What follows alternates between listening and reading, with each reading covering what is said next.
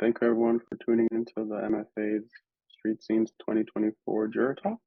I'm here with Dr. Susan J. Isaacs, and Dr. Susan J. Isaacs is Professor Emeritus of Art History at Towson University, where she taught advanced undergraduate and graduate level courses in modern and contemporary art history and theory, and was a curator for the Holtzman and Center of the Arts Galleries. She was also an adjunct curator and curator of special projects for the Delaware Contemporary from 2001 to 2016. She's organized shows for other contemporary art spaces and museums as well, including the galleries at the Gershom Y in Philadelphia. She publishes on contemporary art and artists and is a contributor to Art Blog Philadelphia. Now I'm going to hand it over to Dr. Isaacs, and she will give you some words on the exhibition and how she found the jurying process. So I am a curator, but I also am an exhibition designer. Now, when I say exhibition designer, I don't design as a professional would for the Metropolitan Museum of Art in New York or something like that, because I don't have those technical skills to design that way. But I've been designing exhibitions of contemporary art for almost 40 years for galleries and museums that are wanting me to do that.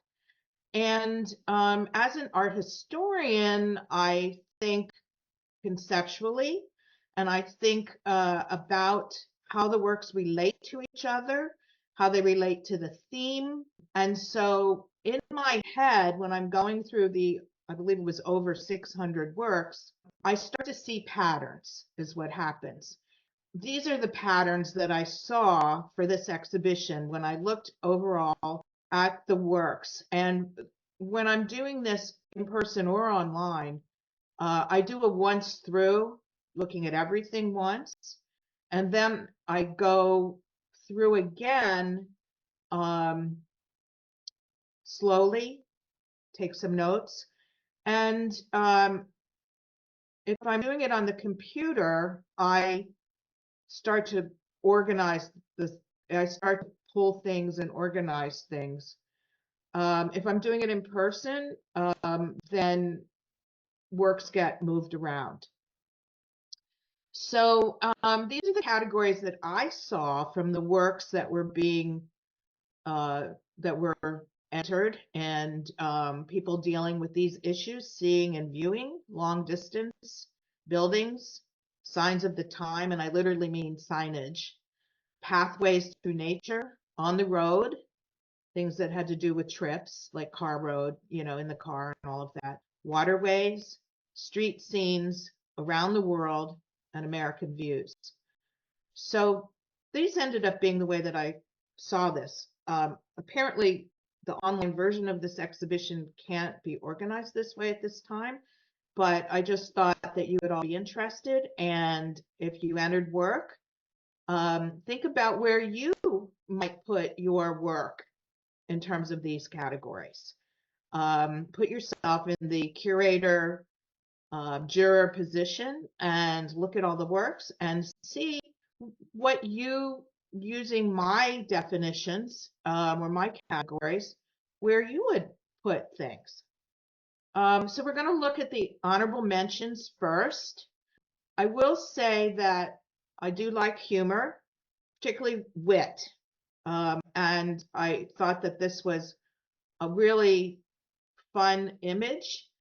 It is clearly a street scene, and I get lost a lot. So the title, Indecision, this, I mean, except she's, doesn't look like me, of course, at all, but I can't tell you how many times when I go, even places I've been to 6 million times, that is me. I'm standing on some corner, I got my phone out, I'm looking at the map, I'm looking at the street names, and I'm figuring it out.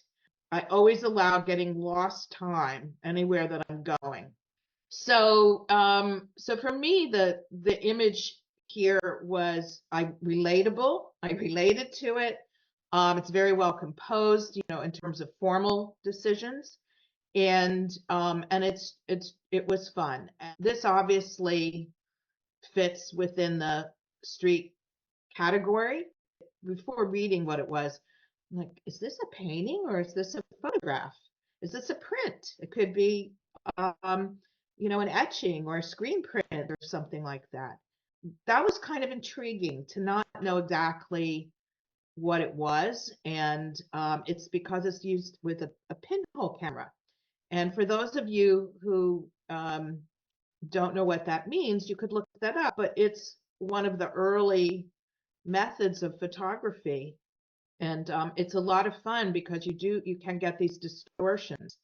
And I liked, digital print and archival paper.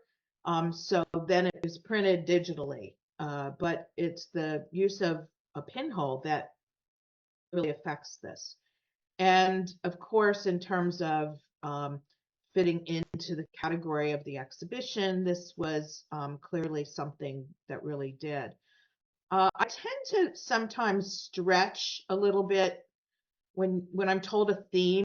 I tend to think in terms of different interpretations of that theme, that you could have a wide variance of interpretations. And you'll see that just in this small snippet of the exhibition, of the images from the exhibition.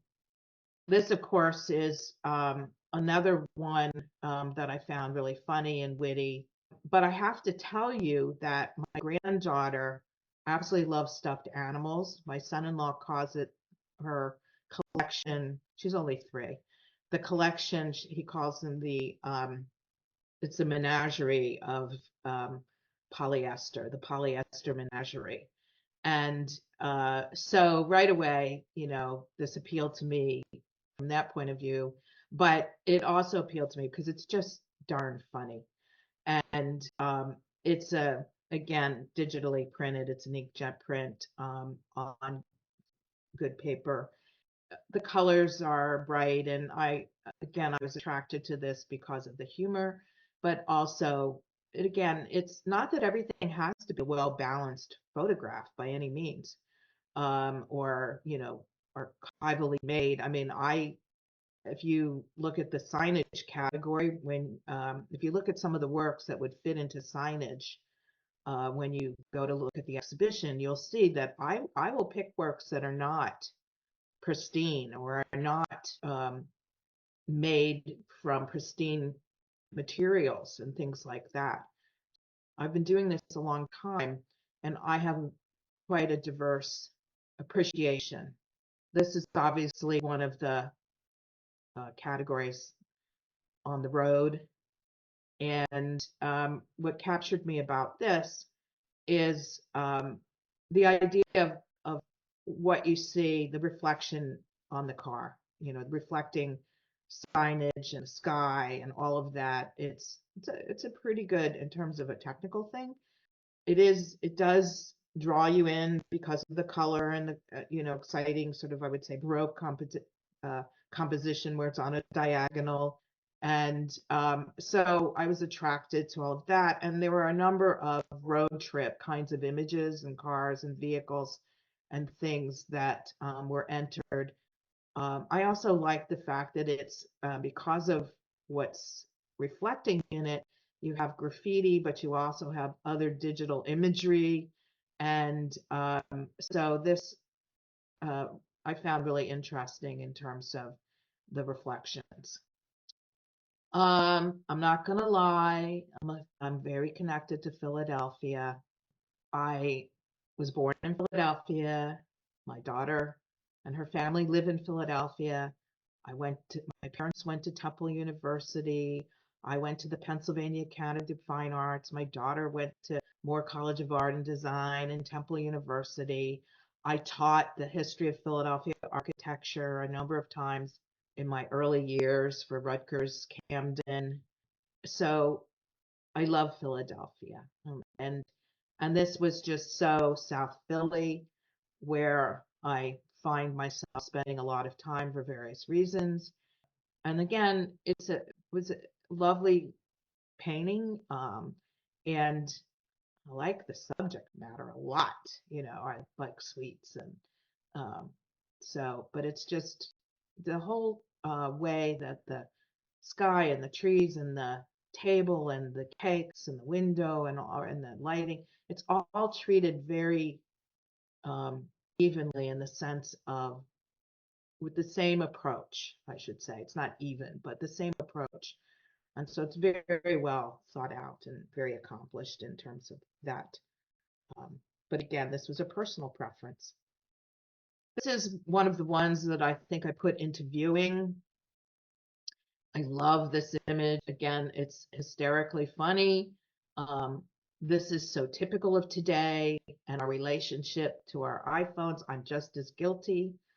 People are always checking, their emails, their chats, whatever, schedules, and so forth.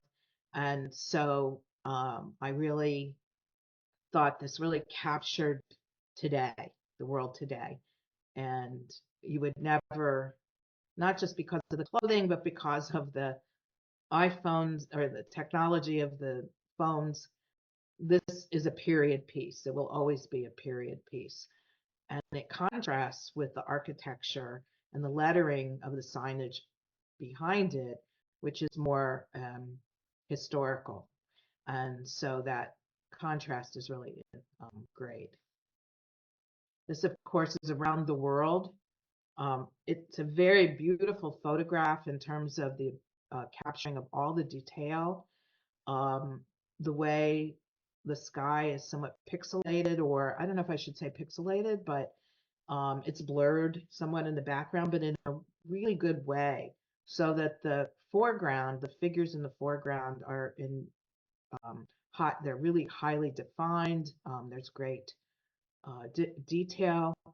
And, I grew up, I mean, National Geographic still exists and all of that, but we used to get that in our household.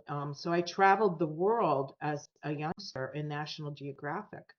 And so the ability to travel through other people who travel, and I may not end up visiting some of these countries. There were a lot of different travel photographs, and many of them some of them were places I've been, but many of them were not. And it's really wonderful to imagine yourself and to do imaginary travel. If you think of Joseph Cornell, who made those boxes, he traveled through his artwork, all the things that he put in those box sculptures that he made, and he didn't travel to those places physically. And so I like that kind of idea that I can travel, and that's a wonderful thing with artwork and photography and the imagination as you can. I am a painter as well. I mean, I am a graduate of the Pennsylvania Academy of the Fine Arts. I went to Boston University School of Fine Arts for a couple of years before I transferred to PATHA. I'm finishing up an MFA in studio art because what the heck, I just need a fifth degree. But I'm doing it because I just retired and I want to be a professional artist again, which I was before I went to graduate school for art history. I was trained very academically, but I was never gifted at it. And I'm very often attracted to things that I myself can't do. And this is a very hard edge, sharp, you know, carefully observed painting in a way that, again, at first I wasn't sure if it was a photograph or not. And so it's incredibly well done. And the choice of what to put in and what to take out matters. All the wires, and crisscrossing, really, there's, that helps with a kind of underlying abstraction to the composition, which appeals to me. I've always been drawn to architectural drawings of the past, 18th century architectural drawings, things like that. So I appreciate this kind of approach. And maybe in some ways because I can't do it. Sometimes I'm attracted to things because they're not something I can do. And other times I'm attracted to things because they're doing something that I'm interested in my own work. This, of course, I think I had in the Americana category because it's of the flag, and I just thought it was just a wonderful moment to capture where you really have someone who clearly has lived a life, full life, and then I will tell you that my husband is very seriously into cars, historical cars, contemporary cars. I've been to a number of car shows. There's a great one every summer in Philadelphia, in South Philly, that they do. And so while I don't know what my husband knows, who can tell you if the car is, or any vehicle, anything that goes in a movie, he knows plane, train, car, bus, whatever it is, he knows if it's not correct for that period or whatever. So I just thought, the chain link fence with the flag, the other flag, the background, where you see the buildings, it just all kind of fell into place in terms of this kind of view of America. And there's lots of views of America. And there's a whole tradition for that. Robert Frank, if you haven't looked at the book The Americans, he is somebody who traveled across the US. He's, I believe it's Swiss. He traveled across the US in the 50s and photographed us. And he captures a lot of the things that were good, but a lot of the things that were really wrong. And so it's a very famous photo travel book called The Americans by Robert Frank. I'm not a Marylander, but I've been teaching in Maryland for over 30 years and been involved very much in the region. So, of course, I know about the Loch Raven Reservoir. I am very attracted to color. I am a colorist in my own works. When I discovered Gauguin and Matisse, Kandinsky, um, Klimt, I have to put some women in there too, Georgia O'Keeffe, I'm just very attracted to color sensibilities. And I also love this kind of cloisonne thing where you outline and fill in. Cloisonne was the medieval jewelry where you had jewels encased within forms. And Gauguin was very influenced by cloisonne. I just really am attracted to this kind of thing. And it's a waterway, and these bright colors. I love it's what we would call a Claudian composition, which means that you have the middle, which is you have something to the right and something to the left. The trees usually do a kind of archway, and then you have the waterway going through the middle. Claude Lorraine. Claude was a 17th century painter who did a zillion landscapes, and they were organized in this kind of fashion. It's become a kind of classic landscape organization. We do it without even knowing about Claude or anything. It's just so embedded in our DNA now in terms of artwork. And so this is why I was attracted to this. And I liked the fact that it was a topic that was specific to the region and to the area very much and represented that. To conclude, you can always email me with questions. I still have my Towson University email, isaacs@towson.edu, and you can always find me. If you lose that, you can always find me on the art department and list of faculty. I don't know if they've moved me to emeritus yet. Probably not, because it just happened. I know one question you all want to know is if I'm going to curate anymore. I do have one show in the works that's going to happen in a year and a half at Towson. That's going to be a fibers show. But on the whole, I'm really going to try to concentrate on being a full-time visual artist myself. And I'm currently building a website, and I never had a website for my work before. And I write for Art Blog for Philadelphia, where I live closer to Philadelphia. And Art Blog is like Be More Art, which is if you are a contemporary artist, you can get, of course, they would prefer that you would join or that you would donate or whatever. But in Baltimore, it's Be More Art, and it's an online, and they have art magazine, so to speak, blog, and they have all kinds of articles and reviews. Nationally, Hyperallergic is free. Of course, they would like you to donate or to get a subscription, but you can get it for free, and it keeps you up on a national level. It is in Brooklyn. It comes out of Brooklyn. So, but I notice more and more it's more national. And the other one is for Philadelphia is Art Blog, and there's things like that all over the city. The interesting thing about Art Blog is it was one of the very first. It's 20 years ago. It's 20 years old. Many of the ones that started 20 years ago um, did not survive for very long.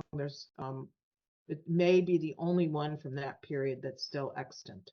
So, as an artist and as a teacher and as a guide or somebody who would be advising, keep up on what's happening. And that's the way that you can do that. And then go in person because artwork in person looks very different, very different. The scale of it, the textures and surfaces and colors. Um, it's just so different in person. And so I strongly advise that you do that. So it's wonderful that the Maryland Federation of Arts has put together an online exhibition. I totally do believe in that. And I believe in artists having websites, and I know Instagram. But from a curatorial point of view, when I'm curating an exhibition and I might have one or two artists in mind and I want one or two others, I start searching the web. And all the curators I know do this, especially for contemporary art. We do that, and so that's why having a website is important with a lot of search terms. Think of everything that you can think of to describe your work that a curator, it could be landscape, abstract, intense color, um, oil on canvas, oil paintings, installations, whatever, because when I search, I'm going to look for things and anything that describes your approach to whatever it is that you do. And then, if I can, I go to places. So I'm just saying, as someone who has juried a lot of shows, I've probably curated in some fashion. Sometimes the curatorial includes a catalog publication, sometimes it includes a rack card, sometimes it's just merely working with the artist to structure and organize an exhibition. It can be all of those things. I have probably curated 500 exhibitions in my career so far, and they range from, as I say, something where I'm involved in terms of helping just to choose the work and maybe lay it out, but no publication, to things that are published. And you can tell I'm a teacher because I love sharing whatever I have to offer for you guys. So any questions, um, definitely email me at Towson University in the Department of Art. Thank you so much, Ms. Isaacs. That was extremely informative, very insightful. You can definitely tell, like you said, you've done this a lot and you brought that to our organization. So I'm really grateful for that. All in all, you've been a pleasure to work with. So that is another positive thing I want to thank you for. All right, thank you. All right, thank you again. I hope you have a great rest of your day.